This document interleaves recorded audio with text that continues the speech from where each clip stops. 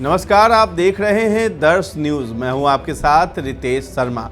बिहार में एनडीए में सीट बंटवारे के साथ ही इस बार कई सांसद टिकट से वंचित हो गए हैं। इस चुनाव में पिछले चुनाव की तुलना में एनडीए की तस्वीर बदल गई है। गठबंधन में जीतन राम मांझी की पार्टी हम और उपेंद्र कुशवाहा की पार्टी राष्ट्रीय लोक मोर्चा के शामिल हो जाने से तस्वीर बदल गई। इसके अलावा बीजेपी और जेडीयू के बीच कुछ सीटों की अदला बदली भी की गई है। 2019 के लोकसभा चुनाव में एनडीए में भाजपा के साथ जदयू और लोजपा थी, लेकिन इस चुनाव में लोजपा की दो अलग अलग टीम रहने के कारण बीजेपी ने केंद्रीय मंत्री पशुपति पारस की जगह चिराग पासवान को ज्यादा महत्व दिया है।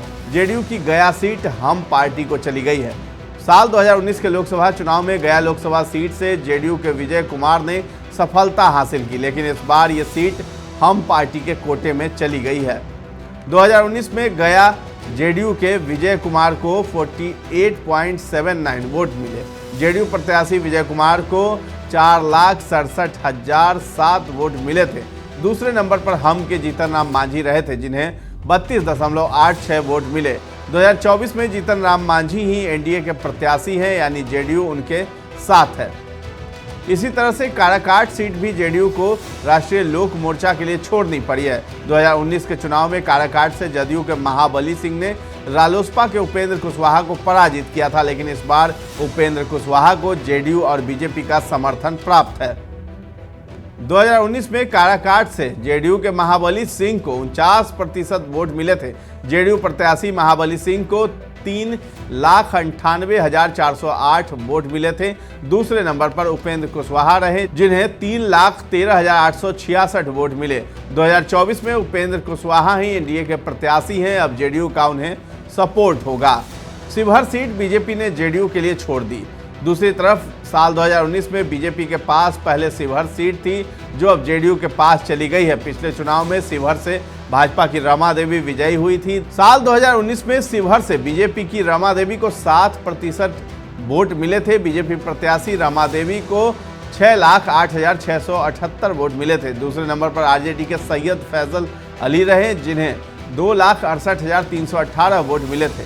2024 में जेडीयू की तरफ से लवली आनंद प्रत्याशी होंगी, यानी उन्हें बीजेपी का भी सपोर्ट होगा।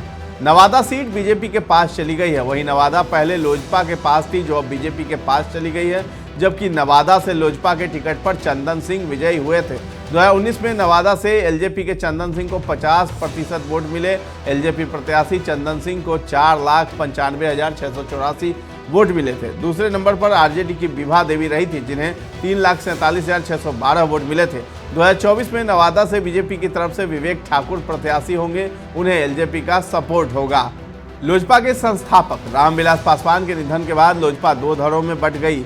लोजपा के 6 सांसदों में से 5 सांसद पशुपति पारस के नेतृत्व वाली राष्ट्रीय लोजपा में चले गए, जबकि चिराग पासवान ने अलग पार्टी लोजपा रामविलास बना ली। इस चुनाव में पशुपति पारस की पार्टी एनडीए का हिस्सा नहीं बन सकी है। ऐसे में यह तय है कि एनडीए की रणनीति में बदलाव और सीटों के परिवर्तन से कई सांसद बेटिकट हो जाएंगे। ये जानकारी आपको कैसी लगी है, कमेंट सेक्शन में जाकर के जरूर बताएं, और हमारे चैनल को अब तक सब्सक्राइब नहीं किया है तो कर लीजिए। धन्यवाद।